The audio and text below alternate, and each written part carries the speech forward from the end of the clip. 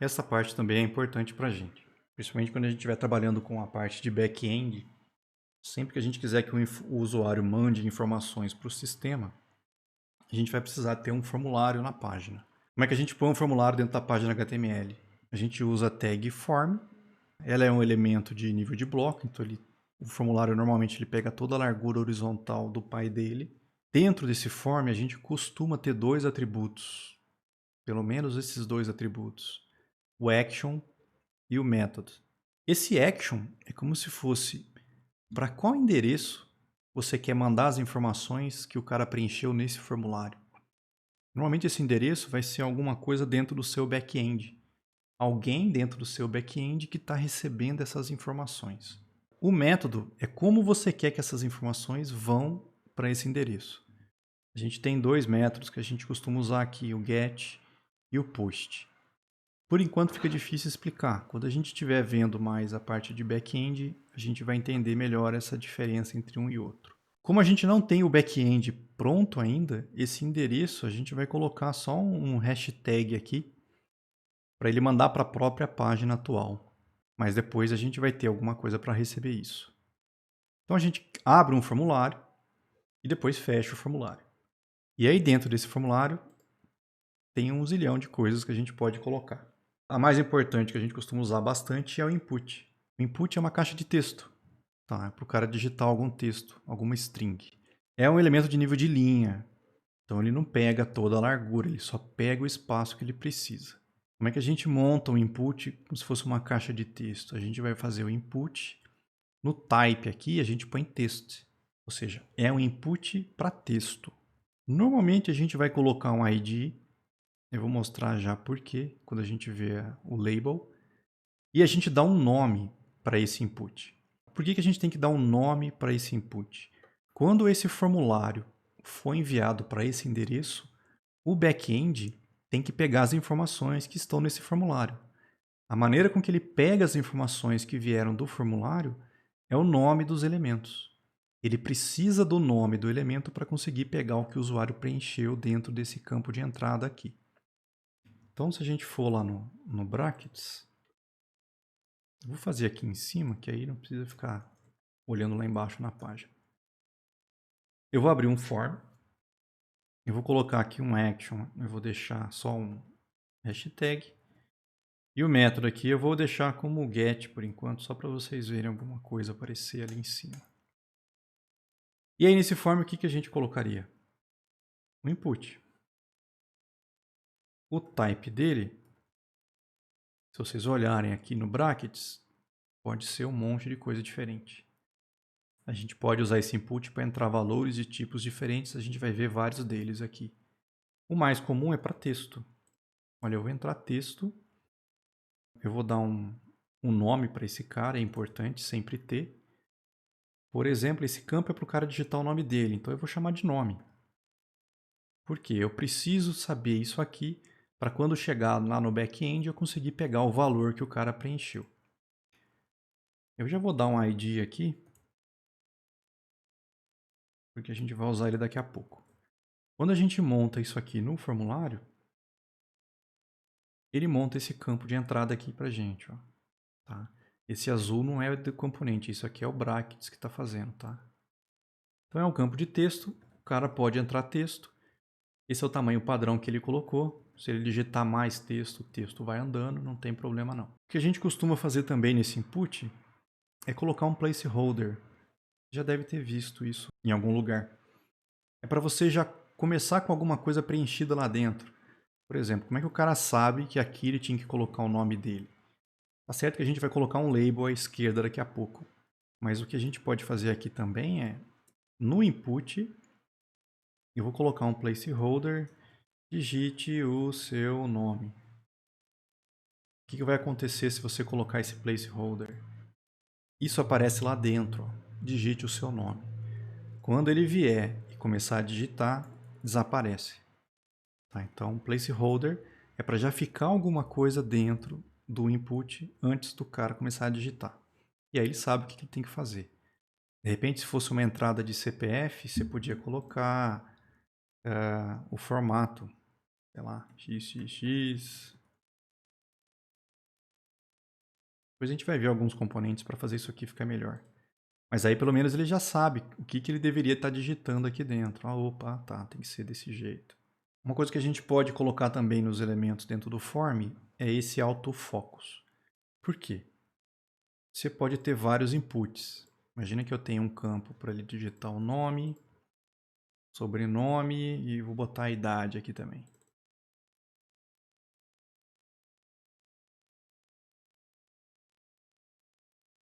Vamos usar o trem que eu falei, ó.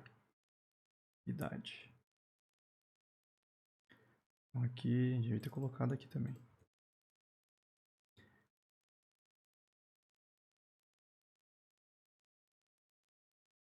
Bom, eu tenho 3 inputs, beleza. Quando o cara fizer abrir a página, tá os 3 inputs aqui.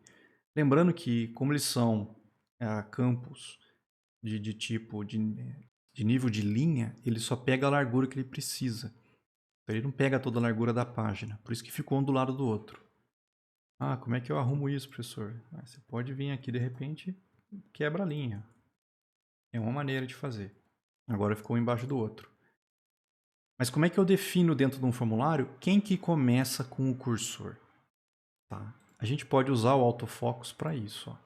Se eu colocar o autofocus no nome, quando o cara carregar essa página, ele vai começar aqui. Esse é o padrão, normalmente ele pega o primeiro. Mas se eu quisesse que começasse lá embaixo, lá na idade, por exemplo, eu posso botar autofocus aqui embaixo. E aí quando ele carrega a página, ó, eu recarreguei ela. Começou nesse campo aqui. Então eu consigo direcionar a primeira entrada usando o autofocus. Tá? Normalmente é o primeiro elemento. O required é um atributo que a gente pode colocar aí dentro do input para dizer que esse campo ele é obrigatório. Tá? O navegador ele não vai permitir que o formulário seja submetido se o campo não estiver preenchido. Então, imagina que o cara, na hora de preencher isso aqui, ele tem que colocar os 3 valores. Ele é obrigado a fazer isso. Aí eu posso vir aqui e colocar required. Vou copiar e colocar nos 3 isso.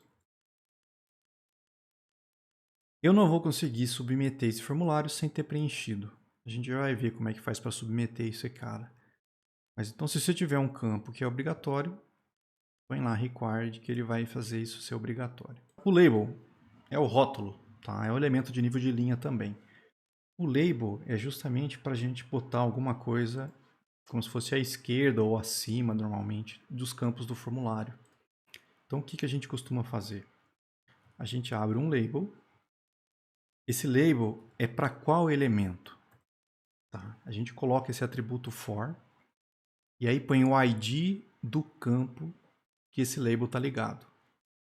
Aqui, cuidado, porque é o ID, tá? Não é o nome. No caso aqui, eu teria que usar... Não é o name que a gente usa é o ID. Então, por exemplo, eu chamei aqui de nome como ID desse primeiro input. Então, na hora de fazer um for do label, eu vou colocar nome também. E aí, qual é o conteúdo do label?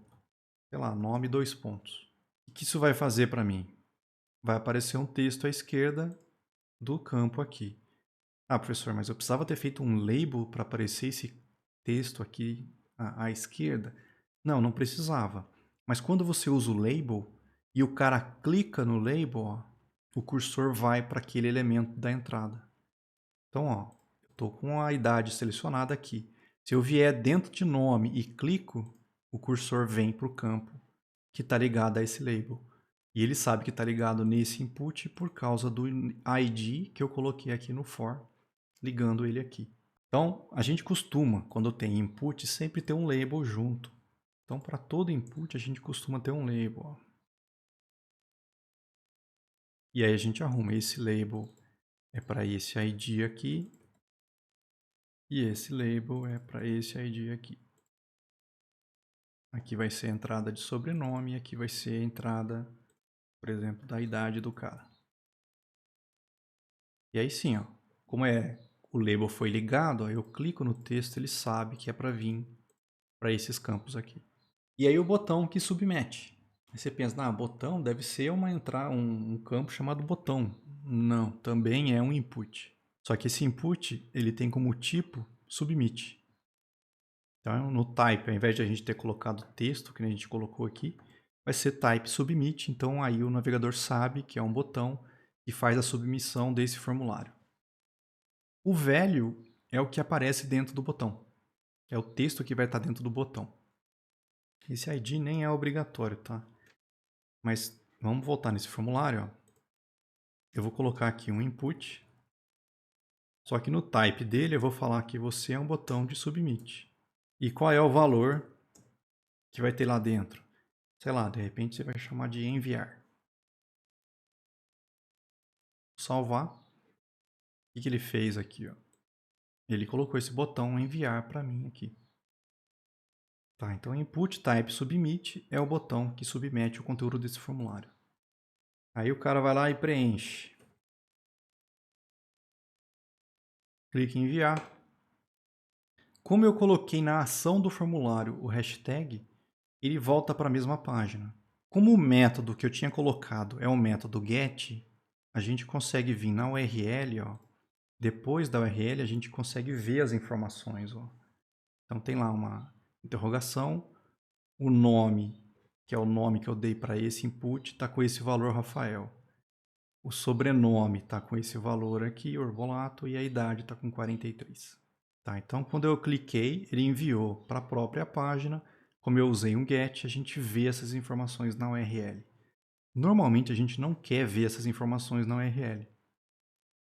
Se você não quer ver, ao invés de usar o get, a gente usa o post. Se você trocar lá por post e preencher novamente, não dá para enviar com post. Porque está usando o hashtag aqui. Mas a ideia é que quando você envia com post, isso aqui não aparece aqui, ó. Tá, na frente da URL. Isso vai dentro da mensagem HTTP, dentro do pacote HTTP lá que está sendo enviado via rede. As informações vão estar lá dentro, dá para ver as informações, tá? Não é mais seguro porque está usando o post, não. Continua mandando o texto e o cara consegue ver numa boa se ele estiver pegando os pacotes. Mas pelo menos não aparece na URL. E por enquanto não dá para testar mesmo porque não tem back-end para receber isso. Existe uma tag button para fazer botão. Se você quiser usar esse cara para enviar, você tem que fazer também com que ele seja do type submit. A gente costuma usar esse button ao invés de usar esse input submit, se você quiser colocar, por exemplo, uma imagem nesse botão. Como é que a gente faz isso? Vamos pegar do exemplo aqui. Vamos ver se eu consigo fazer ele. Então, ó, eu vou botar aqui um botão. Esse ID no botão não é obrigatório. Ele vai ser do tipo submit. E aí eu vou ter esse texto e eu vou colocar uma imagem aqui. No caso, eu vou pegar a imagem que a gente já tinha baixado. Aquele pinguinzinho. Eu vou dar uma largura e uma altura bem pequena aqui, senão ninguém vai ver nada. 20 pixels, enviar, fechou o botão. Então, ó, dentro do botão tem uma imagem. Vamos ver se vai dar certo. Tá lá, ó. Dentro do botão ficou a imagenzinha que eu coloquei. Ah, mas esse alinhamento tá errado, não sei o que. Moçada, aí já não é HTML. Outra coisa, né? Se você tenta enviar o formulário, como eu tinha colocado required nos campos, se você não preenche, ele não vai. Ah, legal, bacana isso, mas e se eu quisesse mudar essa mensagem aqui? Tem sempre um aluno que inventa. Aí não dá para fazer, tá? Isso é padrão, geralmente é do navegador. Se você pegar isso num outro navegador, ó, tá vendo que a maneira com que aparece é diferente, ó. Tá? No Firefox é de um jeito, no Chrome é de outro. Eu vou preencher esse campo. Cadê o Firefox? Por favor, preencha esse campo. Mas a aparência é completamente diferente, está em inglês a mensagem. Se você quer que fique diferente, aí você não vai usar o HTML básico para fazer isso. Provavelmente você vai envolver um componente que tem alguma coisa de JavaScript junto para fazer essa validação para você. E aí você configurar a mensagem que quer que apareça. O Firefox, por exemplo, eu tentei enviar, ele marcou em vermelho os campos que eu não preenchi. O Chrome não faz isso. Ó. Então, em termos de aparência, fica diferente sim. Se você colocar o type como button, então, nesse aqui o type era submit, então ele sabe que é para enviar o formulário. Aqui, se você colocar type button, ele vai ser um botão normal que não faz nada. Se você vier aqui na nossa página e criar um botão, botar como tipo botão, tirar essa imagem daqui, ó. Sei lá, clique aqui. Então agora, ó, o clique aqui apareceu, ó. Se eu clico nele, ele não faz nada, ó. Tá, então um botão do tipo botão não faz nada quando eu clico nele. Para que serve esse botão então, professor? A gente ainda vai ver JavaScript. Com o JavaScript, a gente consegue pegar o clique nesse botão e fazer alguma coisa executar. Tá? Então, geralmente, a gente só usa o button do tipo button se tiver alguma coisa em JavaScript para fazer algo que a gente precisa dentro da página. A gente vai usar o input, só que aí no type a gente vai colocar image. Essa imagem como botão de submissão, a imagem funciona como botão. Então, ó, eu vou fazer o input, o type dele, eu vou botar aqui é um image. É um botão que a gente põe um source aqui para ficar a imagem do pinguinzinho, por exemplo, dentro dele. Qual a diferença disso para o button que a gente tinha feito aqui? Não faço ideia. Vai virar a mesma coisa. Ó.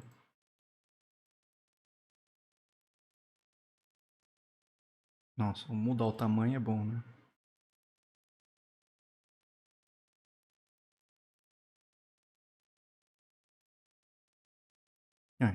É um botão com imagem. Está fazendo a submissão do formulário quando eu clico nele. É para você criar um botão com uma imagem para submeter o formulário. O botão de reset é para limpar o formulário. Você pode ter um input com type reset. Então, se a gente vier aqui, ó, input type reset com o valor de, sei lá, apagar. Qual que é a ideia do apagar aqui? Se você tiver preenchido alguma coisa num formulário e clicar nele, ele apaga o formulário. Ele limpa os campos do formulário para você. Existe um input para a gente mandar arquivo para o formulário e esse formulário depois mandar para o back-end. É só você colocar o type file e montar um input com type file. O ID não é obrigatório. O name é bom, tá? De repente você põe aqui foto. O cara mandar a foto dele. Esse input geralmente vai ter um label também, senão depois o cara não vai achar o que é para fazer aqui.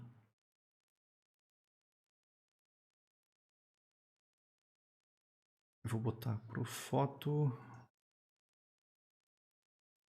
Se você faz um for foto, lembra que esse for não está ligado com name, está ligado com ID, tá? Tem que ter esse ID aqui. Então, ó, foto.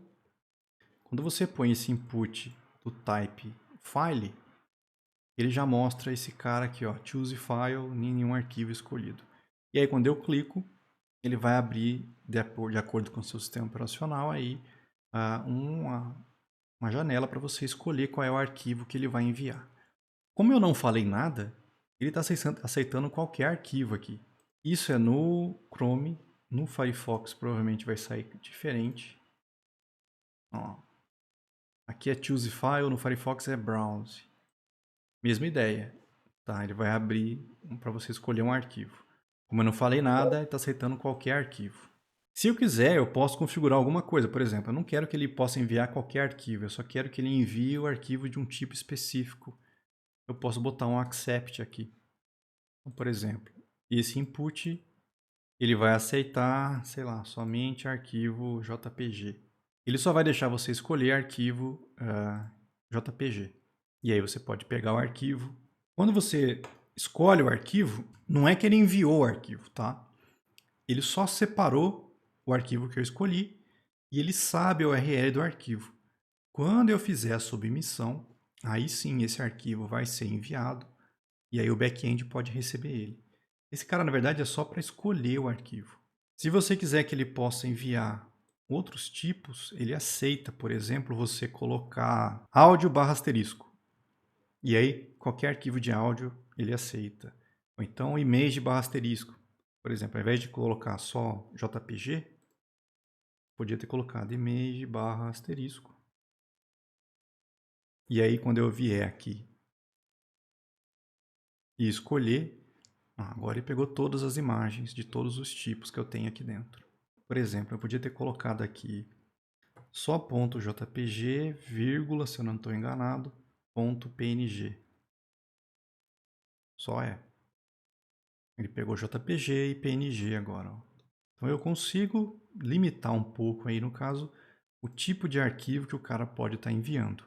Mas a limitação é só no tipo, não é tamanho, não tem nada diferente aqui não. Qualquer outra validação que você precise fazer, aí vai envolver código JavaScript na sua página. Vai aceitar imagens e .pdf. Eu posso fazer um input de caixa de busca com o type search. Não, professor, então ele já faz a busca para a gente? Não.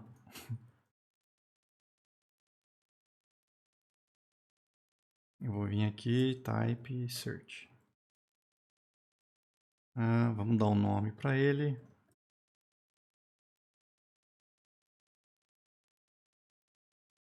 Vou dar um ID.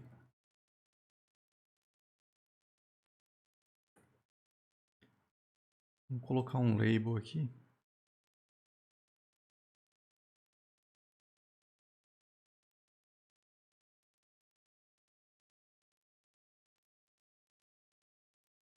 Então, vamos lá. O que fez aqui? Ele fez uma caixa de entrada. Eu coloquei como sendo search. Tá aqui. Então ele já faz a busca aqui? Não, cara. É só um input com um padrão um pouco diferente. Ó. Tem esse xzinho que se eu clico ele apaga. E aí diferente de aqui, né? Se eu vier, por exemplo, título, ele não aparece aquele xzinho. Mas ele não faz a busca, tá? É HTML, é só a entrada da informação. Se você quisesse que fizesse alguma coisa, ou você vai fazer com JavaScript enquanto o cara digita, ou de repente quando o cara submeter o formulário, você pode receber isso aqui no back-end, usar para fazer essa busca e devolver uma informação para o usuário. Vamos ver no Firefox aqui. No Firefox o comportamento é diferente, ó, nem aparece aquele X aqui para você apagar.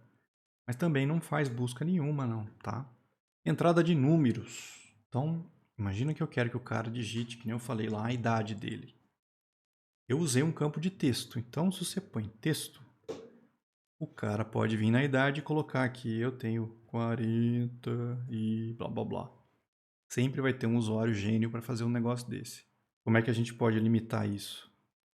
Ao invés de input texto, eu ponho input type number.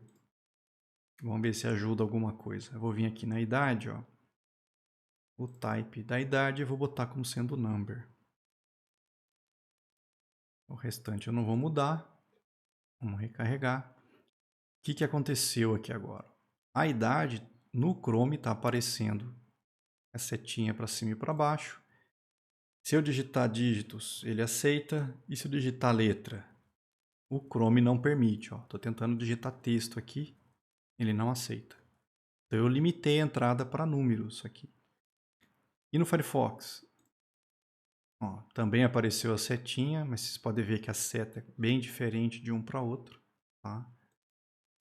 E no Firefox, se eu digitar texto, ele aceita. Se eu tentar enviar, lógico, ele vai perceber que isso aqui não é um number e vai me avisar. Mas ele deixa o cara digitar. Aqui no Chrome, por exemplo, ele não deixa o cara nem digitar. Para que serve aquela setinha ali em cima? Se você clica, ele aumenta o número. Ó. Quando começa sem nada e eu vim aqui e clico, ele começa a contagem a partir do zero. Você pode botar um mínimo e um máximo e definir um step. Se você colocar mínimo e máximo, vamos ver o que ele vai fazer de diferente. Ó. Vamos apertar aqui. O mínimo vai ser, sei lá, imagina que o cara tem que ser maior de idade para entrar. No máximo, não tem máximo. Vamos botar aqui 120 anos. Tô no balde. Vamos ver se isso ajuda. Recarreguei. Para começar aqui, quando eu coloquei um mínimo e máximo, ele percebeu que vai ter só 3 caracteres e ele diminuiu o tamanho do campo. E aí o meu placeholder foi pro saco. Isso não é nada legal. Vamos tentar botar um valor menor. Eu vou botar 5 aqui, ó. Ele deixa eu digitar. Mas quando eu tento enviar, ele sabe que tem que ser maior que 18. Mesma coisa, se o cara botar 150 anos, ele sabe que tem que ser menor que 120. Mas ele deixa o cara digitar. Firefox, mesma coisa, tá? Se eu colocar aqui 5, ele sabe que tem que ser maior que 18. 150. Eu nem precisei dar Enter ou clicar no enviar, ele já falou que tem que ser menor. Então, embora exista o mínimo e o máximo, isso aqui não significa que o cara não possa digitar um valor errado. Ele não vai deixar enviar, mas ele pode. E eu posso ter o incremento. Esse step que aparece na setinha, o padrão é de 1 em 1. Ó. Se eu quiser mudar isso, eu posso. De repente eu ponho um step de 2. Para que eu ia fazer step 2, eu não sei. Mas aí ele vai... Vamos salvar, né? Ó, de 2 em 2 quando eu clico. Então dá para a gente controlar isso também. São duas mudanças que eu fiz aqui. Até esse exemplo anterior, eu estava usando o number. Aqui eu vou botar range. Vamos ver o que muda quando eu uso esse cara. Ó. Vocês vão ver que vai fazer um componente diferente.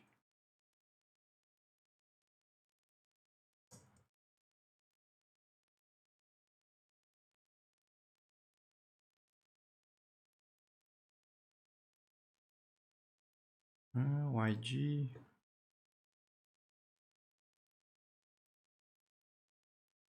Ó, eu botei de 0 a 1 com step de 0 a 2. Olha o que acontece aqui. Ó. Esse é o Chrome. Quando eu uso o range, ele faz esse bagulho aqui. O problema desse componente. Quem fez a página sabe que aqui, isso aqui é 0 e que isso aqui é 1. Porque está aqui no código. O mínimo é 0, o máximo é 1. E quem fez sabe que o step é de 0 a 2. Só que no HTML não mostra. O cara não sabe que isso aqui, por exemplo, é 0,4. Outro problema, isso aqui no Chrome. Se você olhar no Firefox, completamente diferente. Ó. Mesmo problema, ele não mostra o valor que está selecionado agora. Então, se você precisa fazer uma barra para o cara escolher algum valor assim, é melhor você pegar e procurar um componente que faça isso padrão para qualquer navegador. Vou fazer uma entrada de número, mas eu vou botar como step n. Vou botar um label aqui para ficar mais fácil.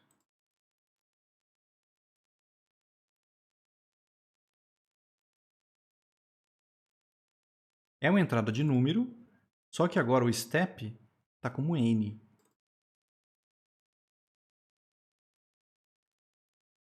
Agora eu posso vir em 56.5. E aí ele não estraga o meu decimal, ó, quando eu clico. Mas o problema continua sendo o ponto. Ó. Eu não consigo botar vírgula. E eu não sei ao certo se isso é porque quando eu fiz a instalação do meu sistema operacional, eu fiz em inglês. Eu precisava que vocês depois, se tiver alguém acompanhando aí com um sistema operacional em português, para ver se quando você digita com vírgula ele aceita. Eu não lembro agora se ele funciona. Vou fazer uma entrada para o cara digitar um e-mail dele. Existe um input com o type e-mail. Você começa a perceber que normalmente quando você faz o input você coloca um label. Nesse caso, de repente, vale a pena a gente vir e criar um snippet. Vamos ver se faz sentido. Ó. Imagina que eu vou fazer um input. O scope é HTML. Gerar. Botar label com input. Vamos pegar um exemplo aqui.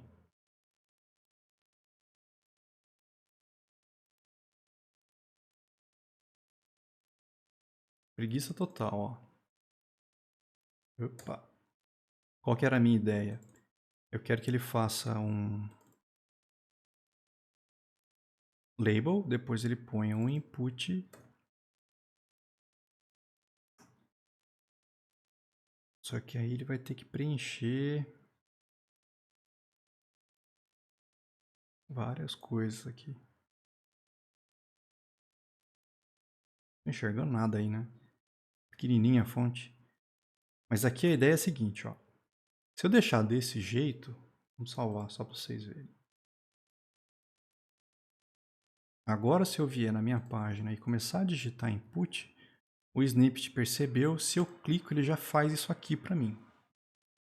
Já é um atalho bacana, já facilita a nossa vida. Mas ele saiu tudo sem preencher. O que a gente pode fazer nesse snippet? A gente pode fazer que nem a gente colocou aqui, ó.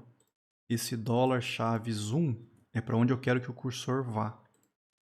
Então eu podia vir aqui, por exemplo, e falar, olha, você vai vir para cá. Vamos ver se eu consigo fazer os dois com $chave zoom, porque esse for tá ligado com ID. Depois o cara vai preencher o input e eu quero que fique como sendo 2. Depois ele vai preencher o name. E por último o valor que vai aparecer aqui no label, por exemplo. Vamos ver o que vira.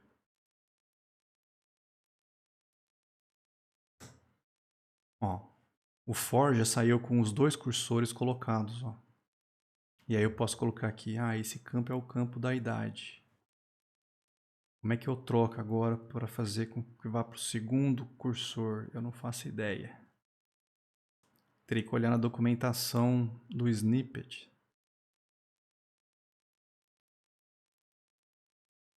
Como é que faz para o cursor passar para o próximo? Então vamos lá, input, e-mail, já facilita alguma coisa. Já sai com BR no final ainda, ó. Chique. O tipo é e-mail, o nome é e-mail. Que beleza, hein? O que muda quando a gente faz esse e-mail? Nada. É um campo de texto, tá? Diferença aqui, quando você coloca alguma coisa, imagina que eu botei aqui Rafael e tenta enviar, como eu falei que é um e-mail, ele sabe que e-mail tem que ter arroba. Pelo menos o arroba. Então eu vou lá e ponho arroba. Se eu deixar Rafael arroba, ele sabe que está faltando alguma coisa, tá? Vamos botar aqui IFTM. Aí ele aceita. Então, não é porque eu coloquei e-mail que ele vai validar o meu e-mail, não é nada disso. Ele vai ver se pelo menos tem alguma coisa, arroba alguma coisa. Então, se eu colocar aqui x arroba y, provavelmente ele já vai aceitar. Aceitou. No Firefox, se eu botar só o texto, ele viu que tem que ser um e-mail. Eu botei o arroba, ainda não está válido. Botei qualquer coisa, ele aceitou. O que isso também pode ajudar? De repente, se for um celular, de repente o navegador sabe, já te mostra os e-mails que você colocou anteriormente, ou já mostra um teclado com arroba. Depende do navegador, depende do teclado que você está usando, depende do dispositivo que você está usando. Mas em termos de HTML, parece um campo de texto normal. Então, em termos de aparência, não muda nada. E ele tem essa validação básica, pelo menos. Telefone, mesma coisa. A gente pode vir aqui e fazer um input.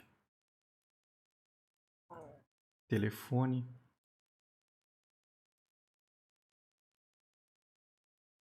Aqui no caso é tel. Opa. O texto vai ser telefone. Bom, o que o telefone vai fazer para a gente? Vou atualizar aqui. Em termos de aparência, nada diferente. Ele deixa digitar inclusive letras. Tá? Qual que é a vantagem então, professor? Que eu acabei de falar. De repente, se você abrir essa página no seu celular, como o navegador está vendo que isso aqui é para entrar telefone, na hora que ele mostra o teclado, ele não te mostra o teclado completo, ele só mostra os números. Porque ele sabe para você entrar só o telefone de alguém. Tanto é que aqui no Firefox é a mesma coisa. Ó. Posso digitar a letra, input para URL.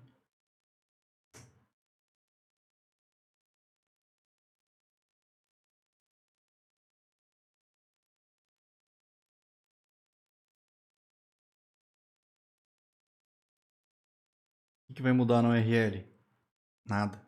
Posso digitar número, posso digitar letra. Tem que ser uma URL válida. Isso aqui é uma validação chata pra caramba, cara. Por quê? Não basta eu vir aqui e colocar IFTM do BR. Isso para ele não é uma URL válida. A URL válida tem que ter http e aí alguma coisa. Aí ele aceita. Cuidado para colocar isso aqui. Você vai forçar o usuário a preencher http ou https alguma coisa. Mas ele sabe o que é válido. Ó. Só 4 letras não. Vamos ver aqui se ele deixa. 4 letras não. Ele sabe que tem que ter pelo menos um ponto alguma coisa. Ó. Também não aceita. Tem que botar http Aí ele aceita. Data. Esse aqui é um caso sério, cara. Tipo date. Vamos lá, input.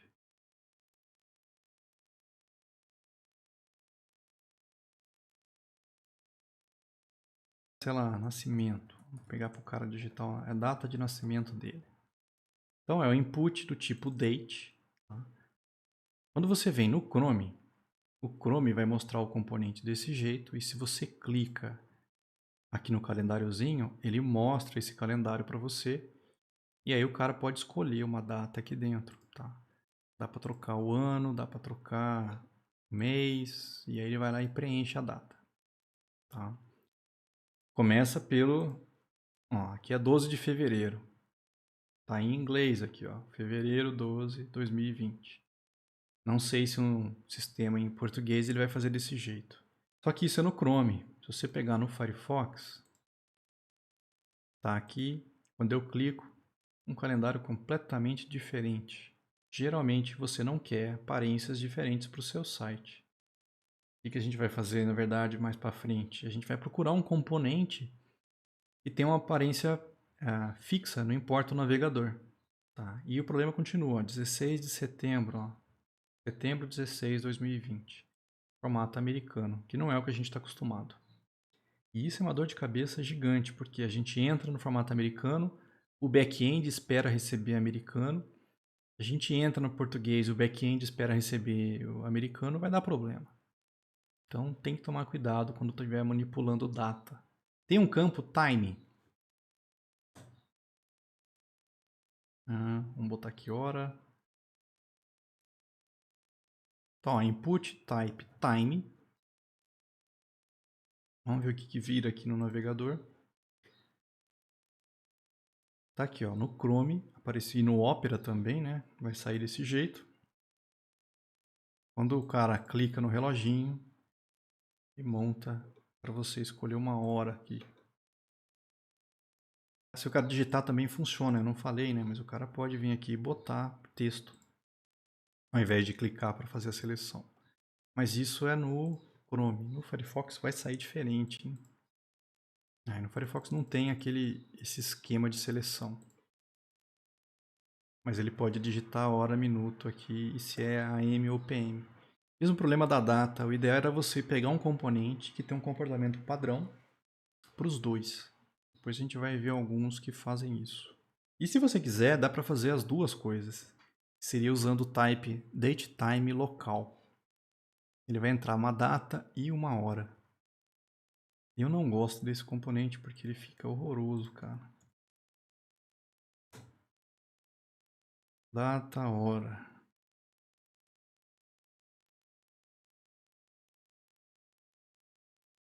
A gente vai pôr aqui date, time, local.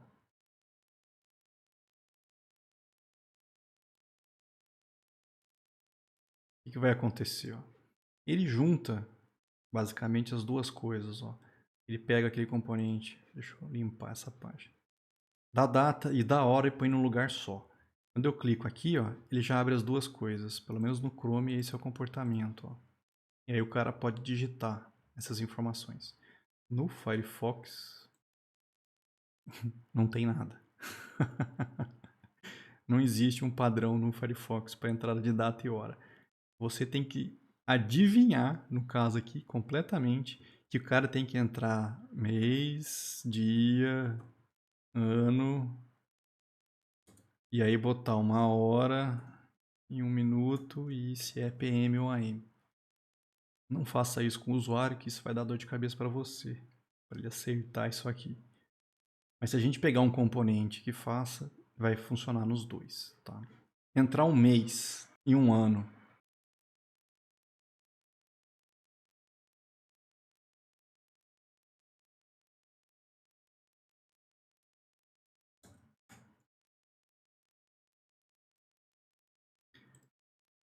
Vamos lá. Tá aqui, ó. Qual é o mês? Componente muito esquisito. A ideia é que você, nesse ano, você escolhe o mês. Ou então você pode pegar o mês atual. Aí ele põe setembro de 2020. No Firefox provavelmente não vai ter nada, ó. Se vira nos 30 para adivinhar o que tem que digitar aqui dentro. O cara escolheu uma semana. Então, semana.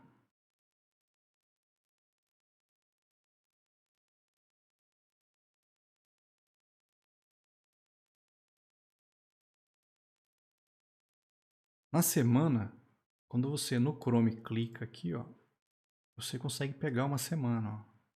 Imagina que é essa semana aqui, ó. Ele sabe que é a semana 39 do ano 2020. Essa aqui vai ser a semana 40 e assim por diante. No Firefox não vai ter nada. Esse é importante, esse a gente vai usar bastante. Seria o input para senha, password. Então vou fazer aqui, ó, senha.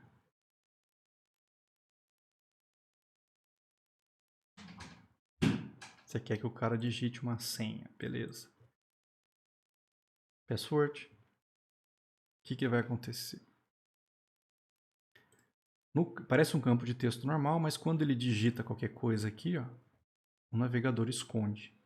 Ele põe as bolinhas no Chrome e no Firefox também. Bolinhas. E o campo do tipo escondido, o hidden. Para que diabos a gente vai usar um campo de formulário escondido? De vez em quando ele quebra um galho, viu? Vou botar aqui, sei lá, segredo. Não precisa nem do label, porque não vai aparecer. Aí eu achei que o Ctrl D apagava a linha, o Ctrl D duplica. Ctrl X apaga.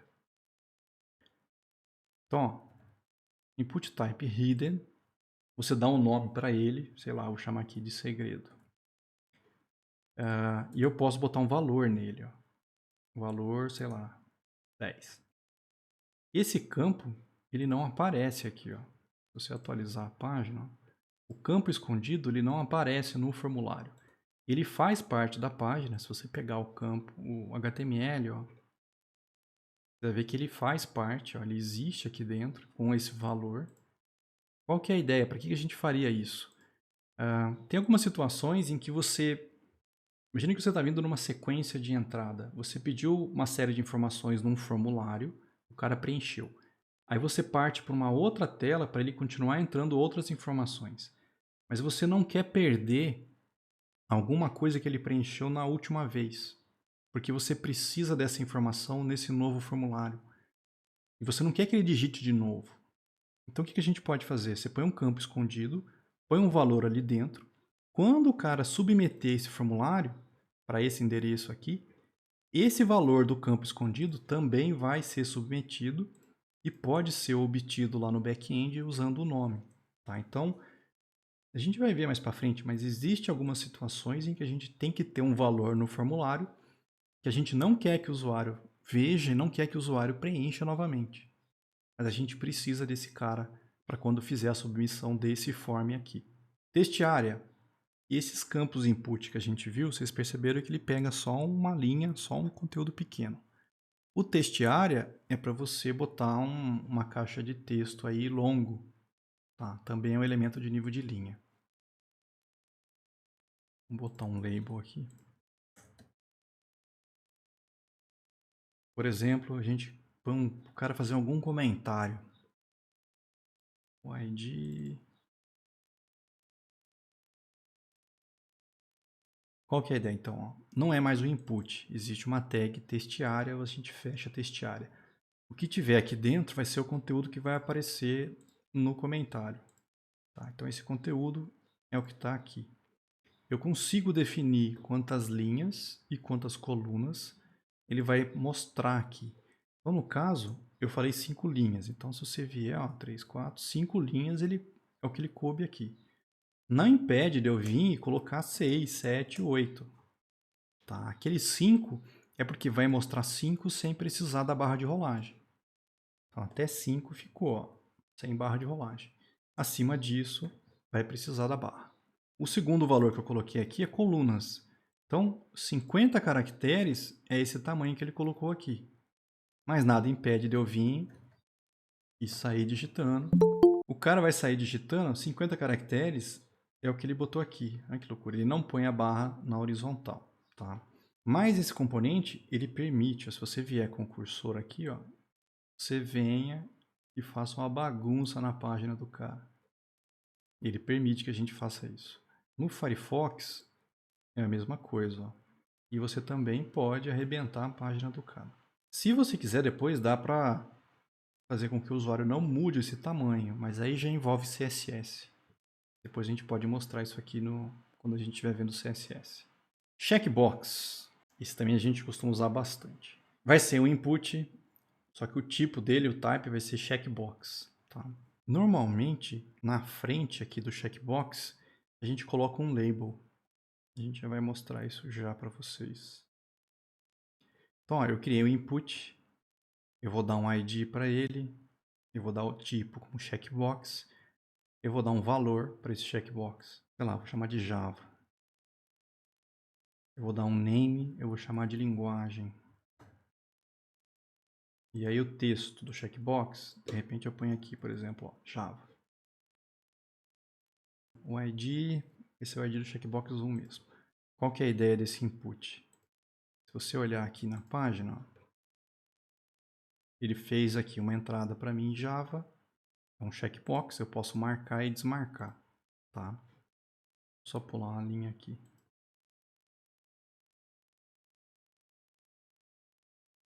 Então, ó, ele apareceu aqui.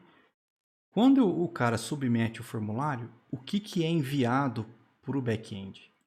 Não é o texto, é o que tiver no velho. Então, se o velho está com o texto Java, isso é o que ele vai ler quando ele buscar o valor da linguagem. Ele vai receber Java. Nada impede de eu vir e colocar, por exemplo, 1. Então, quando o cara tiver com esse checkbox marcado e ele for ler qual foi a linguagem que o cara escolheu, ele vai receber o valor 1. Tá? Então, o velho é o que vai para o back-end. Não é o texto que está aqui. O que a gente costuma fazer nesse texto é não jogar ele direto aqui. Por quê?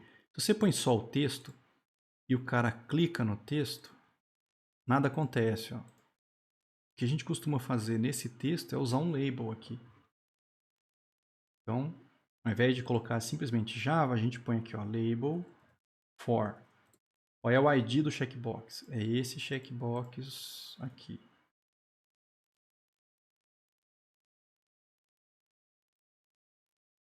E aí, o que eu vou colocar dentro desse label? Esse texto Java. Pode colocar na linha de baixo que não vai fazer diferença. Os dois são elementos de nível de linha, tá? Qual que é a ideia agora? Quando eu coloquei um label ligado a esse checkbox, vou carregar só para garantir.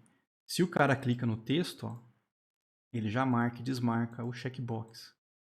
Ao invés do cara ter que vir obrigatoriamente clicar aqui, ele pode também clicar no texto. Então é comum a gente colocar label no conteúdo do texto do checkbox.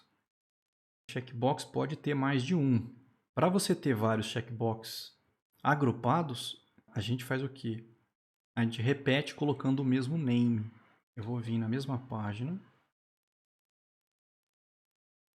Eu vou colocar uma outra linguagem aqui, com o valor 2. Esse checked é para ele começar marcado ou não. Tá? Então, se você tira, ele começa desmarcado. Ó. E aí, nesse segundo checkbox, eu vou fazer o seguinte. Ó, esse é o checkbox 2. Não é mais Java, de repente é C++. Aí lá, quando o cara tiver, ó, ele pode marcar as linguagens que ele sabe, por exemplo, Java e C++. Os dois aqui, se você não quiser que fique um na frente do outro, você pode botar um BR aqui, ó. Ele vai ficar embaixo. Mas como é que eu recebo essas informações no back-end? Para isso aqui funcionar, a gente tem que fazer com que os dois tenham o mesmo nome. Então o name dos dois tem que ser linguagem. Quando lá no back-end você buscar o valor de linguagem, você vai receber um vetor, e esse vetor vai ter os values dos campos que estiverem marcados no formulário. Então, por exemplo, se eu tiver marcado os dois, no back-end ele vai receber o 1 e o 2. Se no formulário você só marcar esse aqui, ele vai receber um vetor só com o valor 1. E assim por diante. Eu podia ter um terceiro aqui, com um valor diferente, com o mesmo nome. De repente aqui o cara vai lá e põe Python. Tá? Então BR aqui. Tá lá. O cara pode marcar os três. Ah, eu não sei nenhuma dessas linguagens. Ele não marca nenhuma. E a hora que ele receber lá a linguagem vai estar vazio. Tá? Checkbox pode marcar ou não. Não é obrigado a ter um marcado, tá, moçada? Essa é a ideia do checkbox. O cara pode marcar quantos ele quiser, ou nenhum. Se você quer que o cara marque alguma coisa, é porque provavelmente você não quer um checkbox. Você quer alguma outra coisa. Por exemplo, você quer um radio button. O radio button também é um input, só que o type dele, ao invés de checkbox, é o type rádio. E aí você vai ter, também pode marcar o checked ou não. Para você ter vários botões de rádio agrupados, basta repetir colocando o mesmo nome. O que vai para o servidor também vai ser o value, não é o texto que está na frente. Vou pular umas duas linhas aqui para não ficar bagunçado demais. Arruma para mim aí. Então, ó, eu tenho dois inputs agora. Ó. Os dois são do tipo rádio. Beleza. Os dois têm o mesmo nome, ó, sexo. O value é que é diferente. Nesse aqui é masculino, nesse aqui é feminino. Tá? Mesma ideia, eu vou botar label na frente, porque se o cara clica no texto do label, ele já marca ou não o radio button, tá? Como é o radio button, lembra disso, tá? Um dos dois tem que começar marcado. O radio button é um componente que não pode ficar desmarcado. Se pode ficar desmarcado, não é radio button, deveria ser checkbox. Tá? Tenta lembrar disso. Quando eu coloco esses dois aqui, o que ele vai fazer? Ó? Ele mostrou aqui, ó, feminino e masculino. Como eu botei os dois com o mesmo name, eles são do mesmo grupo. Então, quando eu marco o feminino, ele desmarca o masculino. É automático isso. Quando eu marco o masculino, ele já desmarca o feminino. Tá? Se eu tivesse aqui uma outra opção, vamos botar aqui outro.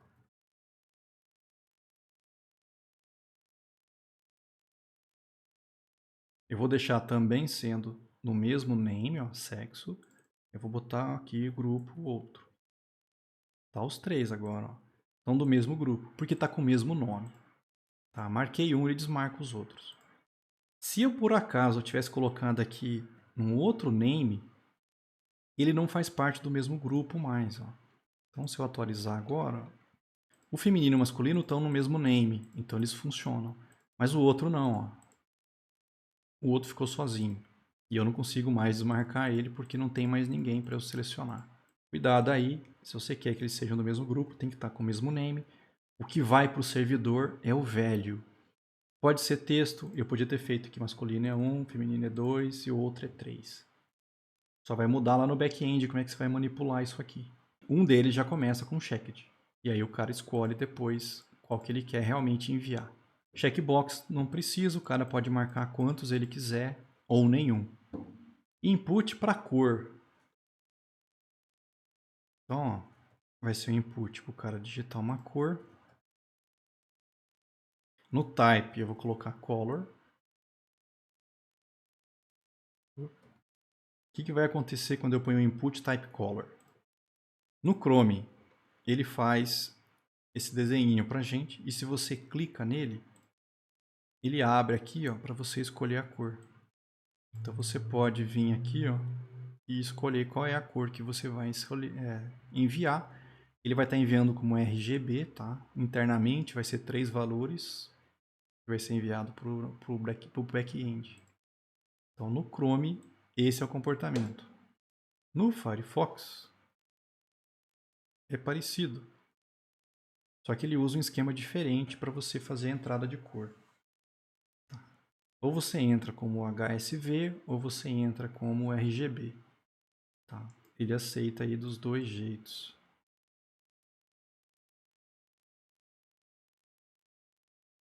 Você seleciona, ela fica marcada aqui. Select. Vamos ver o Select. Select é importante. É aquele drop-down. É uma lista drop-down. Para o cara escolher um elemento ou mais. Acho que eu tenho exemplo aqui. Dentro do Select, tá? O Select é como se fosse o pai. A gente vai pôr opções dentro do Select. Eu posso colocar esse opt group. É como se fosse um grupo de opções. A gente vai ver o exemplo, acho que vai ficar mais claro. Vai ser uma categoria que vai existir dentro desse drop-down, dentro do Select. E aí dentro, quais são as opções que a gente põe dentro do Select? A gente põe Option, tá? Esses Options vão ser os textos das opções que vão aparecer dentro do Select. De novo, vai ter um texto. O texto aqui é o que aparece dentro para o usuário, mas o que é enviado para o back-end é o que você colocar no velho dele. Então, no caso, se eu enviasse um formulário com essa opção marcada, o que estava sendo enviado para lá é o SP, não era o texto São Paulo, não. Tá? E se você quiser que algum deles já comece marcado, você pode colocar aí o selected. Tem então um select, eu botei um ID, que provavelmente você normalmente colocaria um label aqui, tá? O label vai ser para esse status ID. Eu vou botar aqui estado.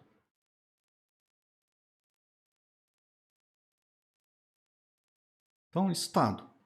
Apareceu aqui, ó, selecione a unidade federal. Essa opção, selecione a unidade federal, eu só quero que apareça na primeira vez que o cara vier aqui. Quando ele vier e selecionar alguém, eu não quero mais que fique selecione a unidade federal. Então, o que a gente faz? Eu ponho esse texto como uma opção, mas eu ponho como hidden, disabled, selected, value, sem value. Hidden por quê? Quando o cara clica, ó, eu vou carregar de novo. Ele some, ó. Esse texto não aparece mais aqui, ó. O primeiro agora é o Acre e terminando lá em Tocantins. Sumiu esse texto, então ele está escondido. O que mais? Disabled, para o cara não poder selecionar ele. Está forçando a barra, né? Nem precisava, eu acho. Selected, para ele começar marcado, para ele começar aparecendo. E com o velho, nada. Porque aí se o cara enviar, não vai valor nenhum e você sabe que o cara não escolheu ninguém. Nas outras opções, aí não tem nada disso. Só tem o velho. O texto que aparece é Acre. Quando o cara envia o formulário, o valor que vai, no caso aqui é o AC. Eu podia botar números, depende do como é que você vai manipular isso depois lá no back-end. Tá? Aqui então tem todos os estados. O cara vem, escolhe, e aí ele manda o formulário.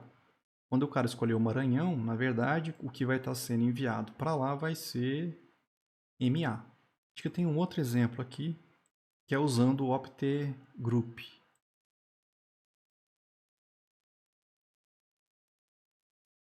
Vou botar um label para ficar bonitinho.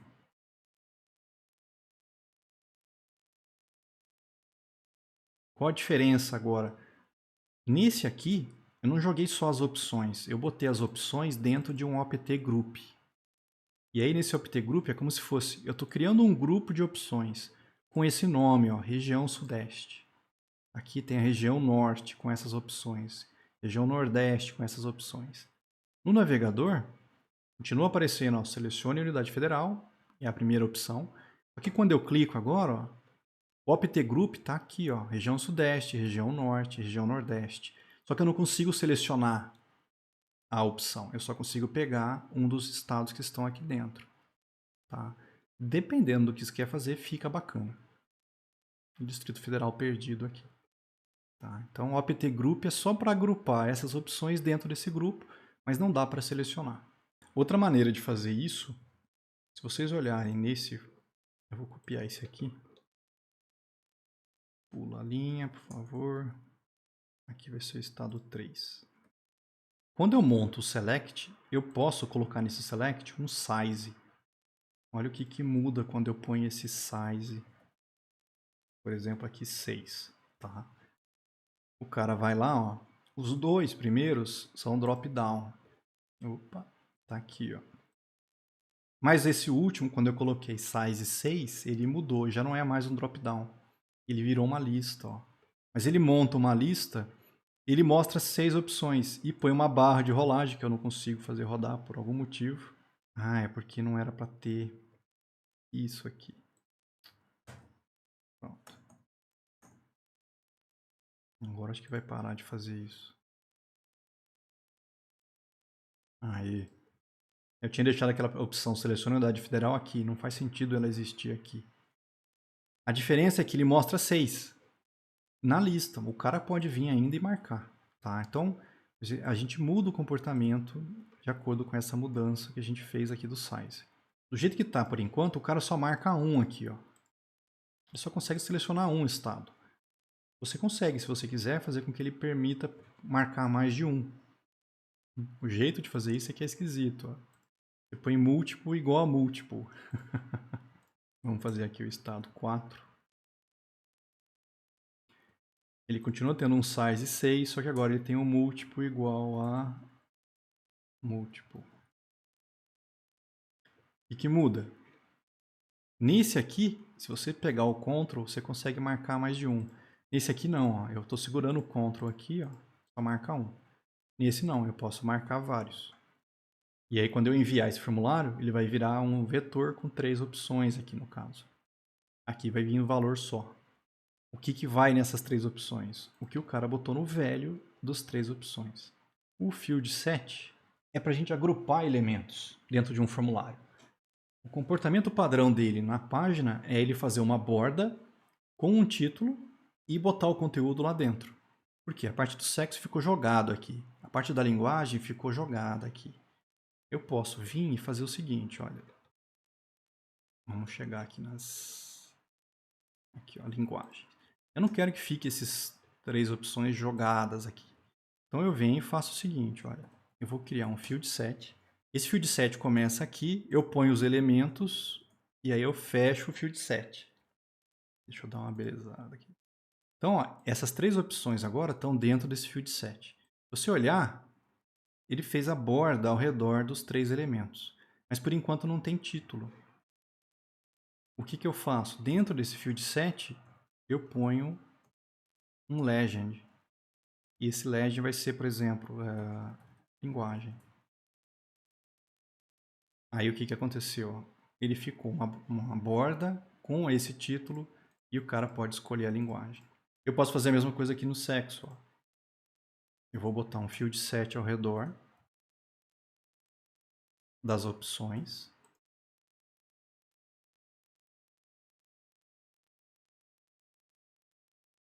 E aí eu vou pôr uma legenda aqui para o cara escolher o sexo. Tá lá. Então o field set é bacana porque ele dá uma organizada nas coisas. Ao invés de ficar um monte de informação jogada, misturando, você pode fazer essa borda. Ah, mas professor, eu quero mudar a cor da borda, a grossura da borda, o tamanho, não quero que venha até o final. Aí não é HTML, tá?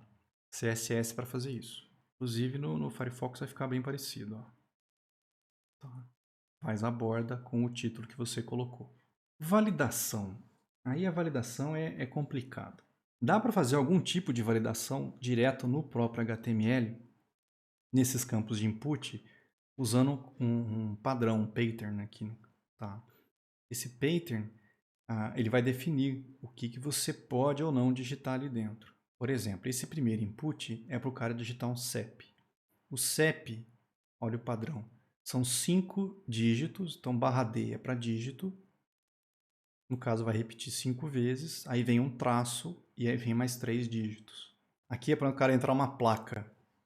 Bom, aí a placa, o padrão vai ser diferente. A placa tem 3 letras, um traço E aí 4 dígitos.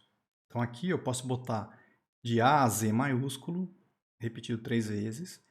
E ao invés de colocar barra D, por algum motivo o cara botou de 0 a 9 4 vezes. Se a gente colocar isso aqui lá, vocês vão ver que ele faz essa validação. Vou jogar isso aqui no final.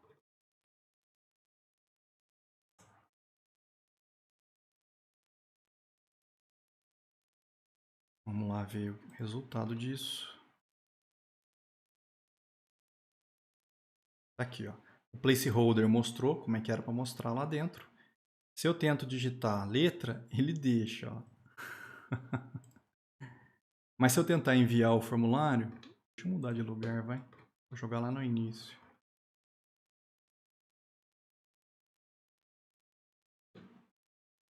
Vamos ver se dá para ver agora. Vamos ver se ele valida. Ah, não. Tá. Se você... É que eu não botei required, né? Como não tem required, o cara pode deixar em branco. Por isso que ele estava deixando enviar, ó. Mas quando você digita alguma coisa e tenta enviar, opa, ele fala, olha, não está no formato correto. Tá? Aí, nesse caso, tem uma explicação aqui, ó. A gente põe o title e fala, o CEP é composto disso, disso e daquilo. Tudo a ver, né? Título. Quando está errado e você tenta enviar, ele mostra, ó, o CEP é composto de 5 números, um traço e 3 números. Então, se eu não colocar nesse padrão, ó, traço, eu colocar só 2, ele não deixa, tem que ter 3 números no final. Aí ele deixou. Na placa, ó, as placas têm 3 letras, um traço e 4 números. Eu posso tentar colocar a coisa errada, mas ele não deixa enviar. Tá? Agora, se ele colocar o padrão, tentar colocar minúsculo. Ele não aceitou. Tá? Porque tem que ser 3 letras maiúsculas. Se eu vier agora e botar A, aí ele aceita. Até dá para fazer algum tipo de validação usando isso aqui. Mas é o que eu falei, existe já componentes prontos em que você configura para ele fazer isso automático para você. Os campos input, select e testArea e button, eles podem ter um atributo sem valor chamado disabled. Qual que é a ideia? A gente pode pegar um campo aqui, por exemplo, eu vou pegar esse input do nome e eu botar disabled. O que vai acontecer? O campo vai ficar ruim de enxergar. Esse aqui está com fundo branco, esse está com fundo cinza. É porque ele está desabilitado. Eu não consigo clicar ali e digitar um valor. Eu também posso tornar um campo apenas leitura, usando read only. Então, imagina que eu peguei aqui no sobrenome, nesse input aqui, eu já vou colocar um valor lá dentro com um value, que seria o meu sobrenome, só que eu vou falar que é read only, somente leitura. Então, o valor já aparece aqui, mas o cara não consegue alterar. Quando eu submeter o formulário, eu consigo pegar esse valor e usar. O disabled, eu não consigo, acho que nem pegar o valor. Depois me lembra de testar no back-end, quando a gente tiver feito, pegar um valor de um campo disabled. Tags para agrupamento, moçada. Isso aqui é importante principalmente quando a gente vai trabalhar com CSS. A gente usa as tags de agrupamento para agrupar elementos. A que a gente mais usa é a div. Tá? Imagina que você cria uma div. Uma div é uma divisão, vamos pensar assim, da página, é um pedaço da página. E aí você põe elementos dentro dessa div. Tá? Só é usado para agrupar. Não vai aparecer nada visualmente. Então, por exemplo, se eu vier aqui, imagina que eu peguei o nome, sobrenome, idade, eu vou lá e crio uma div aqui, ó. Tá? Visualmente, quando eu vier aqui, não vai fazer a menor diferença esses 3 elementos fazerem parte daquela div. Mas eu, no HTML, agrupei as 3 dentro dela. Qual que é a vantagem disso? Essa div, ela pode ter um ID. Essa div, ela pode ter uma classe. Com esse ID e com essa classe, depois com CSS, eu posso alterar esse grupo todo. Eu podia, por exemplo, pegar essa div que tem o meu nome, sobrenome, e botar aqui, por exemplo, ID, sei lá, dados pessoais. Depois, via CSS, eu posso pegar os elementos o elemento que tem esse ID e botar uma cor de fundo diferente, botar uma borda, eu posso botar um espaço interno. E isso ia afetar todos os elementos que estão aqui dentro. Tá? Então, a div ela é usada para agrupar os elementos, para depois, normalmente via CSS, eu fazer um tratamento do grupo todo, ou pelo ID ou pela classe. Eu não falei de classe, mas a classe depois a gente vai tá vendo quando a gente for ver o CSS. Outra coisa que eu posso fazer para agrupar, eu posso usar o span. Qual a diferença do span para a div? A div é um elemento de nível de bloco. A div pega toda a largura, tá, disponível para ela. O span não. O span é um elemento de nível de linha. Então ele vai pegar só o espaço do que tiver dentro dele. A gente costuma usar span quando, imagina que você tem dentro da sua página um texto e um pedaço desse texto você quer dar um tratamento diferente. Olha, eu posso criar um span,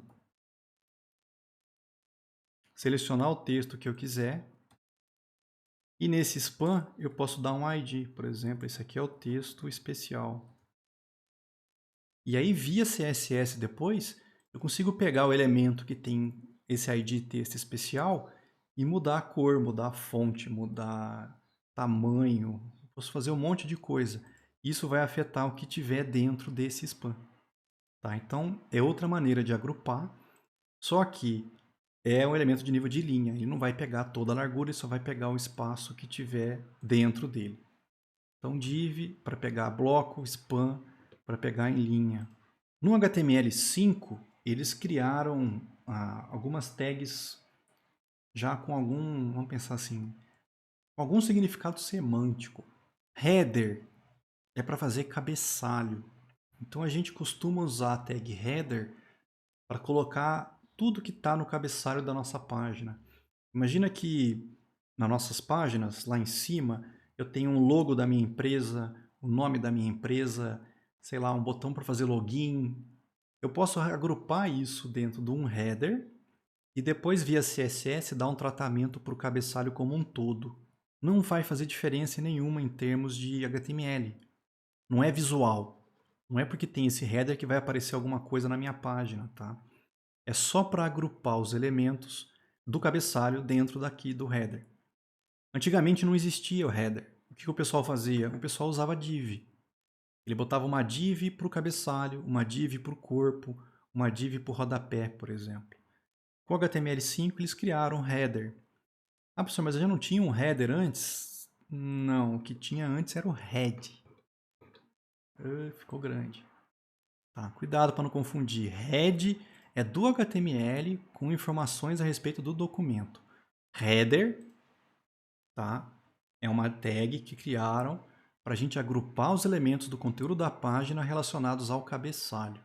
Main é uma tag também que a gente usa para agrupar, só que aí a gente agrupa o conteúdo principal. Ele vai definir o conteúdo principal que está dentro do corpo.